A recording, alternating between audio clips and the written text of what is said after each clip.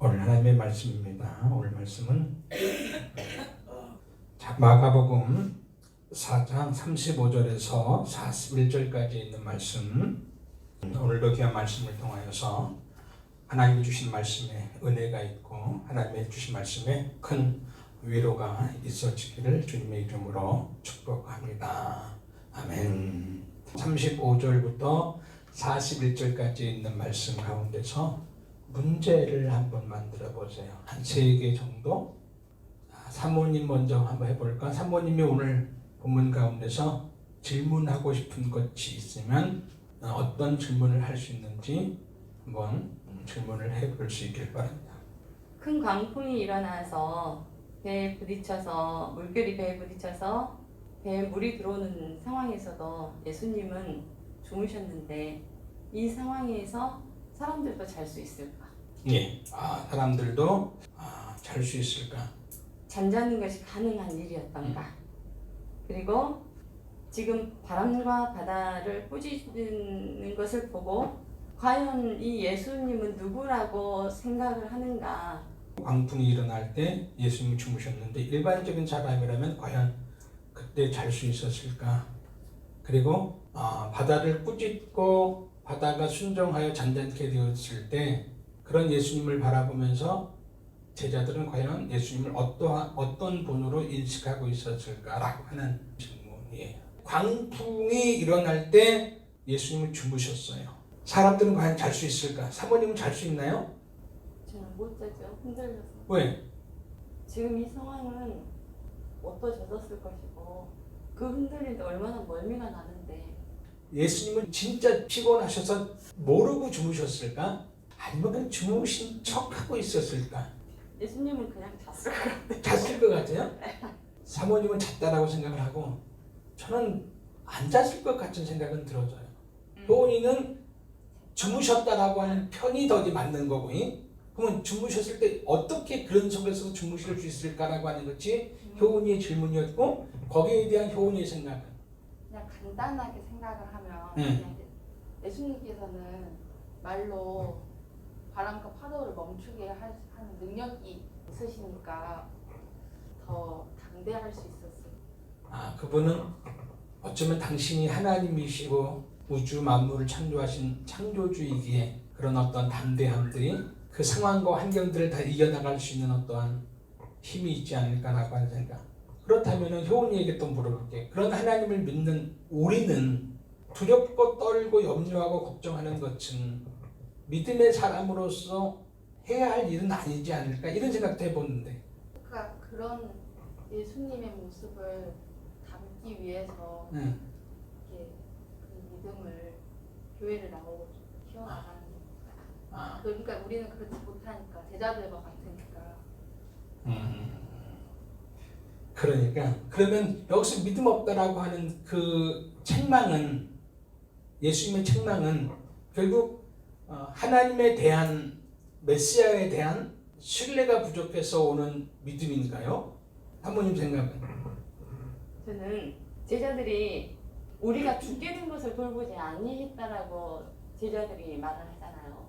예. 근데 그것은 예수님이 그들을 돌본다라는 것을 못 믿냐 이거 아닐까요?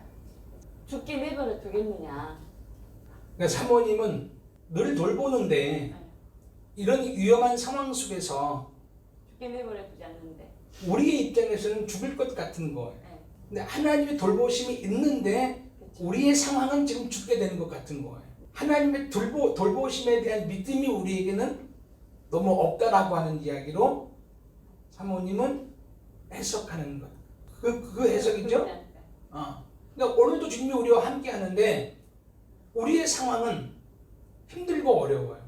걱정과 염려가 배에 물이 들어오는 현상들이 일어나는 거예요. 우리는 현상을 보고 오늘도 걱정하고 염려하고 하나님을 향하여 원망하고 왜 도와주지 않고 왜 사랑하지 않고 이렇게 지금 이야기를 하는 거로.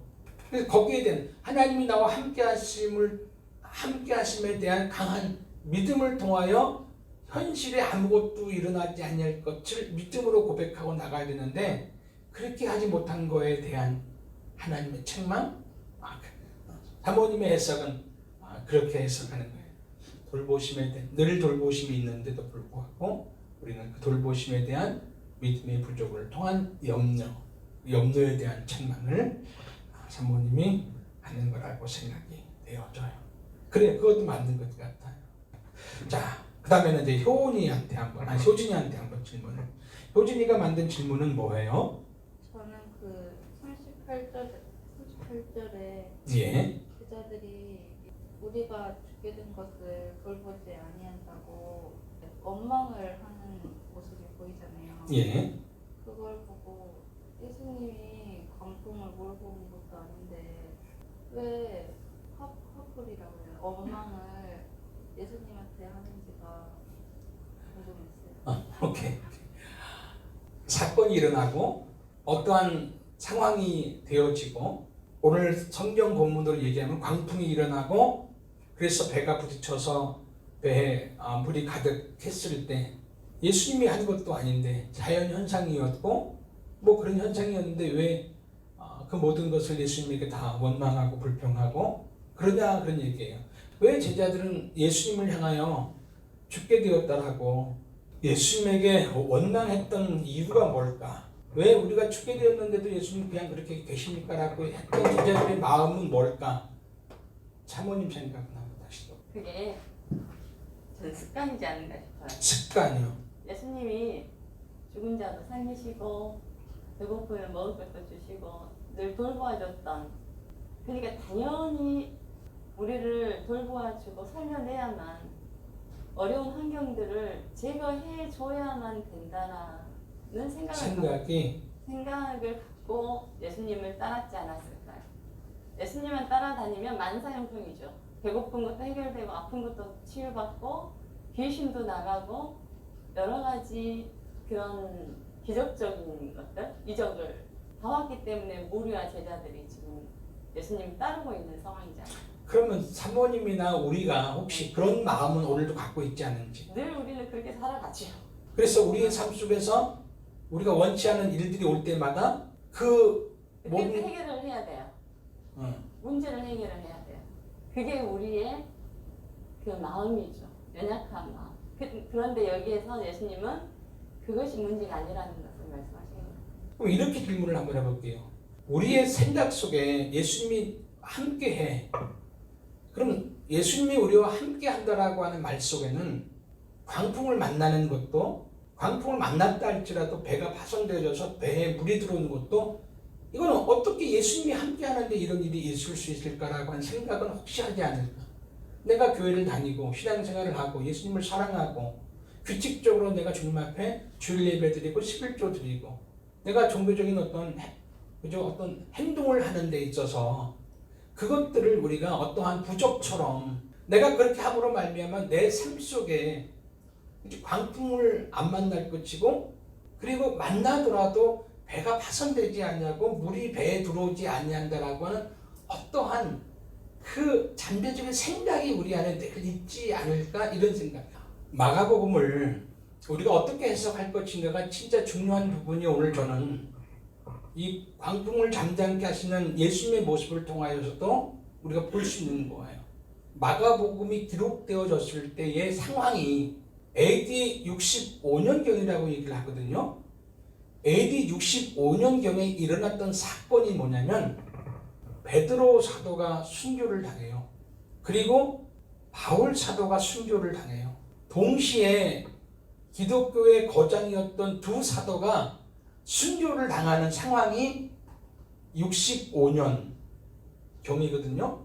그런데 마가복음이 최초로 쓰여질 때가 그때예요. 그때. 그러니까 지금 로마 황제에 의해서 기독교가 핍박을 당하면서 두 거장들이 순교를 하고, 그래서 예수를 믿었던 사람들이 흩어지기 시작하는 이때에 그 사람들을 통하여 내려왔던 메시지 복음이 그 사람들이 죽음으로 말미암아서 희석되어지고 사라지지 아니할까라고 하는 두려움들이 제자들 속에 있었고, 그 제자들 가운데 마가라고 하는 제자가 이 복음이 세월이 흘러서 사라지기 전에 뭔가를 기록해야 되겠다라고 하는 절박함이 있었던 거예요.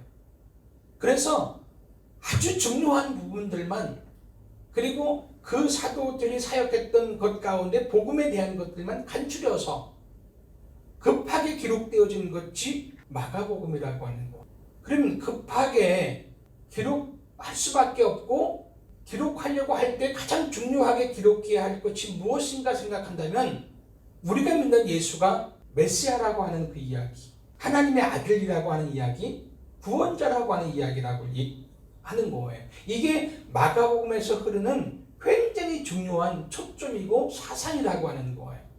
그러면 예수님이 사역을 할 때마다 그 사역 속에서 하고 싶은 이야기는 뭐냐면, 내가 메시아고 구원자라고 하는 이야기를 하고 싶은 거예요.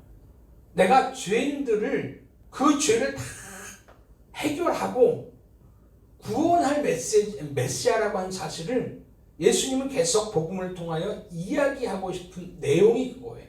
사실 예수님은 생활 속에서 곤고하고 아프고 병들고, 그죠? 악한 영들에 시달렸던 사람들을 치료하시는 분은 맞아요. 그러나 예수님이 이 땅에 오신 이유는 그들의 삶을 회복시키는, 다시 말하면 아픈 자를 치유하고 병든 자를 치유하고 귀신 들린 자를 내어쫓아서 건강하게 하고, 그런 일들도 중요한 일이지만 그것이 1차적인 예수님이 오신 목적은 아니라고 하는 거예요. 예수님의 목적은 한 영혼이라도 구원시키는 거예요. 죄의 문제를 해결하고 그들에게 예수의 새 생명을 주어서 그 영적 건강함을 통하여서 하나님을 찬양하고, 그 일을 통하여서 삶의 질들이 좀 더 나아지는 삶으로 나아가는 것이 예수님이 이 땅에 오신 목적이라고 하는 거예요. 그런데 제자들은 예수님을 바라볼 때마다 뭘 바라보냐면, 내가 구원받고 새 생명 얻고 거듭나는 거에 대한 문제는 전혀 제자들 삶 속에는, 생각 속에는 없어요. 오늘의 문제가 해결되는 것이 제자들 삶 속에 가장 중요한 문제로 오는 거예요. 오늘 내 삶이 좀 더 예수를 통하여 높아지고, 예수를 통하여 넓어지고, 예수를 통하여 좀 더 풍요로워지고 많아지고 넉넉해지는 것이 오늘 제자들이나 예수님을 따랐던 사람들의 삶 속에 가지고 있었던 가치관이라고 하는 거예요. 그렇기 때문에 예수님은 어떠한 병을 고치고 난 후에 얘기하지 마라, 이 얘기를 해요. 야, 내가 너의 병을 고쳤다라고 너가 좀 얘기를 안 했으면 좋겠다, 이런 이야기를 예수님이 어떠한 것을 치유하고 어떤 걸 해결하고 난 후에 그런 이야기를 노골적으로 얘기를 많이 하셔요. 그 이유는 뭐냐면, 예수님이 해야 할 일이 병 고치는 일이 아니라고 하는 거예요. 내가 누구를 고쳤다라고 얘기를 하면, 내가 전사님의 병을 고쳤다라고 얘기하면 그것이 소문이 나기 시작하면은 많은 사람들이 몰려와서 내가 진짜 해야 할 일들을 할 수가 없어요. 그래서 계속 당부를 하는 거예요. 이 오병이어의 기적을 일으키고도 예수님이 사람들이 많이 몰려오니까 도피하는 이유도 싫어서가 아니라 내가 해야 할 일들을 할 수 없기 때문에. 그러면 오늘도 제자들 입장에서 왜 우리가 죽게 됐는데, 그러면 예수님을 생각할 때 예수님은 어떤 분이냐면은, 제자들 입장에서 볼 때 예수님은 우리를 살게 하는 분이에요. 근데 그 살게 한다라고 얘기를 할 때 육체적인 삶을 얘기하는 거예요. 육체적인 삶을 얘기하는 거예요. 내 삶의 어떠한 문제들을 해결하는 예수님으로만 보는 거예요. 그 이상이 아니에요. 그러니까 예수님이 뒤에 와서 믿음을 꾸짖었다라고 한 얘기도, 아까 사모님은 늘 함께 하시는 그분에 대한 믿음이 부족한 거라고 생각을 했지만 그것도 맞는 얘기예요. 그러나 좀 더 성경을 깊이 본다면 아직도 그들은 예수님이 그들의 삶의 터치를 통하여서 단지 예수님이 우리의 삶을 터치해 주신 분으로만 고백을 하는 거예요. 그분이 진짜 우리의 죄의 문제를 해결하고 우리를 죄로부터 자유케 하고 죄의 종이 아니라 하나님의 자녀로서의 삶을 살기를 주님은 진짜 원하셔서 십자가 지기 위해서 그 일을 해결하기 위해서 오셨는데, 우리는 그것은 상관없어요. 우리가 죄의 노예가 되든 우리는 그것이 중요하게 생각하지 않았던 것 같아요. 오늘의 먹고 사는 일, 오늘 어떻게 우리가 좀 더 편안하고 넉넉하고 풍요롭게 살 것인가, 건강하게 살 것인가에 대한 것을 예수를 통하여 해결하고 싶은 거예요. 사실 죄의 문제가 해결되어지면 삶의 모든 문제는 해결되어지지 않을까, 이런 생각이 마가복음에 흐르는 저는 맥이라고 생각이 되어집니다. 우리가 예수님이 함께 해도 얼마든지 광풍은 일어날 수 있다라고 하는 사실이에요. 얼마든지 배는 파손되어지고 배 안에 물이 들어올 수 있다는 생각을 우리가 해야 되는 거예요. 예수를 믿었다고 해가지고 그런 일이 안 일어날 것이라 생각하는 것은 큰 오해예요. 안 일어날 줄 알아요. 그러니까 그런 일이 일어나면 더 큰 충격을 받고 더 큰 신앙에 대한 배신과 하나님에 대한 어떤 배반과 이런 것들이 너무 많이 엄습해 오는 거예요. 여러분, 교회를 다니면서 집사를 받고 권사를 받고 장로를 받고 목사를 했던 사람들이 왜 자꾸 이단으로 흘러가는 거예요? 지금 내가 예수를 믿었는데 내 삶이 나아지지 아니하는 거예요. 내가 원했던 삶이 예수를 통하여 이루어지지 아니하는 거예요. 그런 갈등과 그런 고민과 그런 염려 가운데 있는데 누군가가 미혹하니까 여러분, 그 미혹이 다 여러분 절대적인 것 같아요. 제가 볼 때 다 세상적인 거예요. 거기에 다 유혹당해서 여러분 다 넘어가는 거예요. 목사라도 여러분 전도사라도 넘어가는 거예요. 그러니까 오늘 우리의 삶에 중심에 뭐가 있어야 되는지를 정확하게 얘기해주는 부분이 아닌가, 이런 생각이 들어요. 저는 오늘 본문을 통하여 39절 다 같이 시작. 예수께서 깨어 바람을 꾸짖으시며 바다더러 잠잠하라 고요하라 하시니 바람이 여기 바람을 향하여 예수님이 꾸짖었다라고 하는 단어가 나오죠. 꾸짖다. 여러분 생각을 해보세요. 그냥 조금만 생각하면 될 거예요. 여러분, 광풍이 일었어요. 여러분, 예수님이 그 광풍을 해결할 때 해결하는 방법으로 꾸짖다라고 하는 단어를 과연 쓰는 것이 문맥상 맞는 이야기인가, 이런 생각이 들어요. 문맥상 맞는 거예요. 지난 시간에 문둥병을 치유할 때 문둥병 환자가 이렇게 와요. 예수님, 내 병을 고쳐주세요. 이렇게 얘기하는 것이 문맥이 맞아요. 고쳐주세요 얘기를 해야 되잖아요. 근데 그때 문둥병 환자가 예수님께 나와서 무슨 얘기를 하냐면, 예수님, 나 깨끗게 해주세요 이렇게 얘기했어요. 문맥이 안 맞아요. 문둥병은 곧 쳐달라고 얘기해야 되는 것이 맞는데 왜 깨끗게 해달라 했을까, 이런 생각들. 또 예수님도 깨끗해져라 이렇게 얘기를 해요.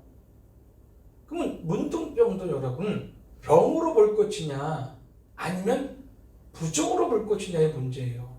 병은 치유로 보는 거예요. 그러면 깨끗게 하는 것은 부정의 문제예요. 여러분, 부정의 문제. 그러면 오늘 이 말씀도 여러분 맥락적으로는 여러분 바다를 향하여 꾸짖는다라고 하는 단어는 실은 안 쓰지요. 근데 여기서 그래서 바람을 꾸짖었다라고 얘기할 때 이 꾸짖는 단어가 여러분 성경에 몇 번 나와요. 예수님이 내가 이제 죽어야 되겠다 이렇게 얘기를 하죠. 마태복음 16장에 보면 그렇게 얘기해요. 이제 내가 죽고 3일 만에 살아나야 되겠다 이렇게 얘기할 때 그 말을 들었던 베드로가 예수님에게 뭐라고 얘기냐면 꾸짖어 항변하여 이렇게 나와요. 꾸짖어 항변하여 그러면 안 된다 이렇게 나와요. 그때 베드로가 예수님을 향하여 꾸짖었다라고 할 때, 항변하라라고 얘기할 때 단어가 같은 단어예요. 같은, 바다를 꾸짖었던 단어하고 베드로가 예수님을 꾸짖었던 단어가 같은 단어예요. 예수님이 귀신 들린 자들을 치유할 때 꾸짖어 이렇게 단어예요. 꾸짖어 이렇게 해요. 귀신을 내어 쫓을 때 썼던 꾸짖다라고 하는 단어가 지금 바람을 꾸짖다라고 하는 단어와 같은 단어예요. 그러면 최초로 꾸짖다라고 하는 단어를 쓸 때 예수님이 악한 영들을 쫓아낼 때 쓰는 거예요. 베드로가 예수님을 꾸짖었을 때 예수님 죽으면 안 됩니다 라고 하는 그 말 속에는 예수님이 죽는다라고 하는 생각을 하는 것이 악한 영이 준 생각이라고 생각했기 때문에 베드로도 악한 영에게 하듯이 꾸짖는 거예요. 그러면 예수님이 지금 여기서 광풍을 꾸짖었다 했을 때, 바람을 꾸짖었다 했을 때, 바람은 여러분 그냥 자연 현상 속에서 일어나는 바람은 맞아요. 제가 봐도 맞아요, 여러분. 얼마든지 일어날 수 있는 바람은 맞아요. 그런데 그냥 단지 자연 현상 속에서 일어나는 광풍으로만 해석하기에는 여러분 너무나 이 말씀이 담고 있는 내용의 절반 이하도 안 될 거예요.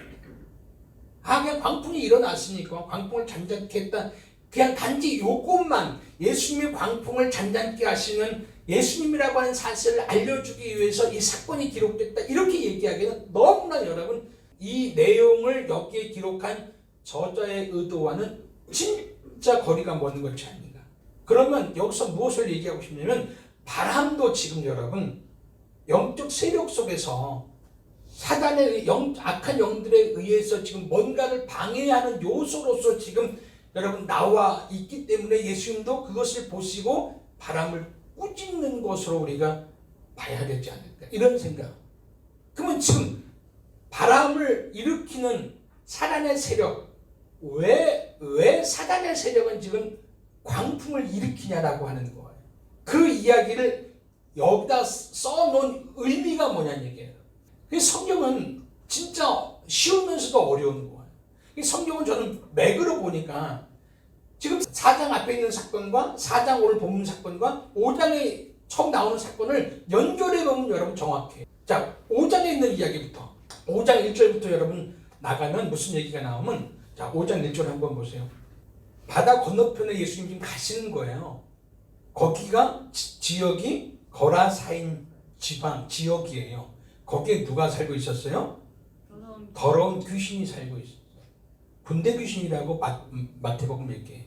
자, 예수님이 지금 그 지역으로 와요. 영적 세력이죠.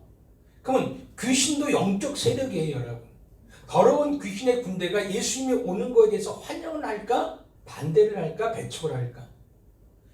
효진이 생각은 효진이가 있는데 효진이의 반대 세력이 와요. 효진이는 거부할 것 같아? 환영할 것 같아?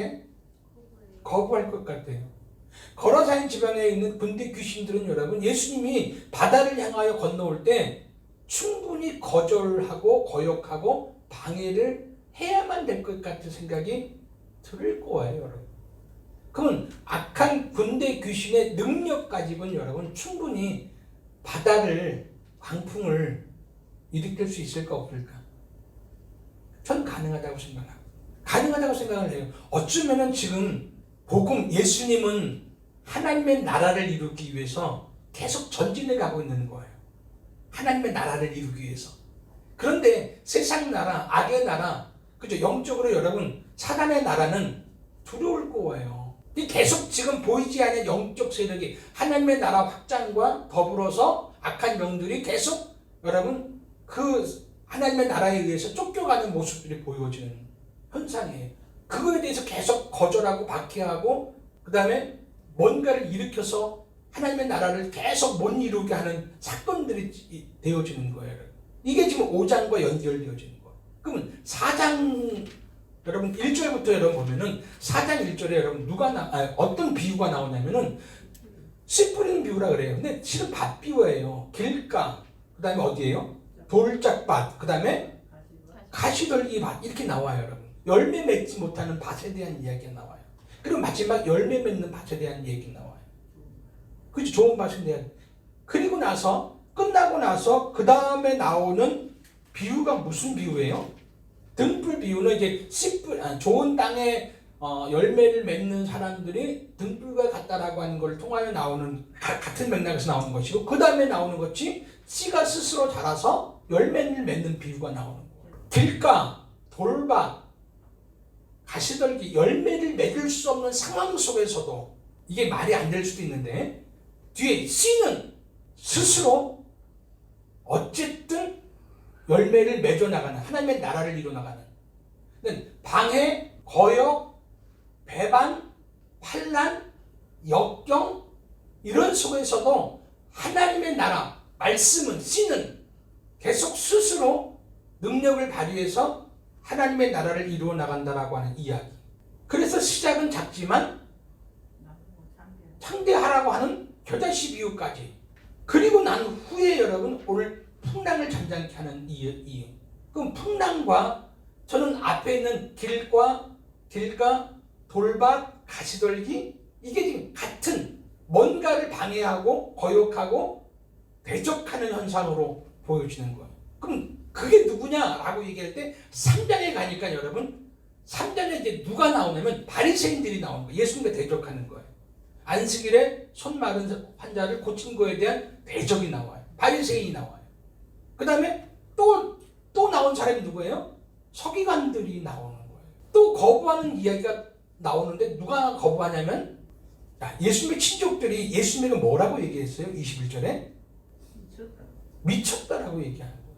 그러면 결국 3장에는 바리새인, 서기관, 예수님의 친족에 대한 이야기가 예수님을 거절하고 배신하고 대적하는 행위로 나오는 거예요. 그 3장의 세 사람들에 대한 이야기를 딱 해놓고 4장에 와서는 비유로 얘기해요. 그러면 길가나 돌밭이나 가시떨기는 결국 여러분 3장에 나왔던 세 사람에 대한 이야기예요. 열매 맺지 못하는 사람들에 대한 이야기. 그럼에도 불구하고 좋은 땅에 뿌려진 씨는 열매를 맺어나갈 것이고 겨자씨 비유를 통하여 그 이야기를 오늘 저는 광풍 사건을 통하여서 어떠한 환난과 어떠한 역경과 어떠한 일이 있다 할지라도 하나님의 나라는 이루어질 거라고 하는 거예요. 저는 오늘 성경을 그렇게 오늘 성경을 보는 거예요. 하나님이 여러분을 향한 우리를 향한 계획과 여러분을 통하여 이루고 싶은 하나님의 나라는 멈출 수 없다라고 하는 이야기를 하는 거예요. 어떠한 환경과 어떠한 사건과 어떠한 일이 있다 할지라도 하나님은 하나님의 일을 여러분을 통하여 하시겠다라고 하는 것이 오늘 하나님께서 우리에게 주시는 말씀이 아닌가 이런 생각이. 오늘 우리가 하나님과 함께 한다 할지라도 그래서 얼마든지 삶의 곤고함과 배고픔과 건강을 이루어지는 것과 이런 일들을 경험할 수 있는 거예요. 어쩌면은 그것이 자연적인 현상인데 신앙적으로 조금 더 깊이 보면 여러분 내가 하나님과 가까이 하거나 내가 교회를 사랑하거나 이런 쪽으로 좀 방해되어지는 부분도 있지 않을까 이런 생각이 저는 들어지더라고요. 오늘 우리의 현실은 참 많이 힘들고 어렵습니다. 여러분 무기력해지고요. 삶의 의미도 모르겠고요. 힘도 안 나고요. 그래서 어쩌면은 이런 일을 통하여서 우리가 하나님과 더 멀어지게 되어지는 현상도 일어날 것 같은 마음이 너무너무 많이 들어져요. 한국 교회에 있는 목사님들이 예배가 중단하면서 가장 염려하는 것이 뭐냐면 교인들의 마음들이 멀어지지 않을까. 예배를 집에서 드리니까 편안하니까 야 이렇게 해도 괜찮겠다 라고 하는 생각 속에서 이제 교회도 멀어지고 편안함을 추구하는 현상들이 일어나지 않을까라고 하는 염려를 많이 하더라고요. 힘들게 때로는 어렵게 그 모든 것들을 이겨나가면서 우리가 주님 앞에 나가는 것이 참 좋은 것 같은데 오늘 우리의 삶 속에 이런 광풍과 같은 것들이 많이 몰려온다 할지라도 걱정과 염려보다는 이 일을 통하여 더욱더 하나님 말씀 앞에 온전히 순종함으로 말미암아 아름다운 하나님의 나라가 여러분 마음속에 충분히 일어나서 여러분 세상이 여러분에게 주지 못했던 참된 평화와 안식과 기쁨과 행복들이 여러분 가정마다 넘치고 여러분의 죄의 문제가 해결되어져서 하나님의 나라가 여러분에게 이루어질 때마다 여러분의 삶의 질도 향상되어진다는 사실을 잊지 마시고 무엇보다도 여러분의 가정과 여러분의 삶 속에 하나님의 나라가 이루어지길 사랑의 나라가 이루어지길 그 나라가 이루어질 때 사랑이 아닌 것들이 물러갈 것이고 하나님의 가치관이 아닌 것들이 물러가게 될 거예요. 여러분 그럴 때 진정한 행복과 진정한 평화와 진정한 만족과 기쁨이 여러분 삶 가운데 충분히 일어날 거라고 확신합니다. 그러지 않으면 하나님의 나라하고 세상 나라가 내 안에서 동시에 여러분 세워지면은 나는 너무 힘들고 어려워요. 늘 싸워야 되고 늘 갈등해야 되고 늘 염려해야 되고 그건 지옥보다도 힘들 것 같아요. 여러분. 그러므로 여러분 안에 말씀을 통하여 하나님의 나라가 온전히 이루어지길 하나님은 오늘도 그 얘기를 했어요. 광풍이 일어난다 할지라도 거라사인의 군대 귀신들이 대적한다 할지라도 나는 너를 통하여 우리를 통하여 세연비교를 통하여 하나님의 나라를 이루고 싶다라고 하는 하나님의 마음을 저는 전해주는 거라고 생각합니다. 힘내시고요. 하나님의 나라가 나를 통하여 이 땅에 이루어지기를 소망하고요. 그 일을 위해서 내가 어떠한 삶을 살아야 될지 하나님과 교제하고 기도하는 가운데 온전히 그 뜻이 이루어지는 하나님의 큰 은혜와 역사가 일어나기를 주님의 이름으로 축복합니다. 함께 기도합시다.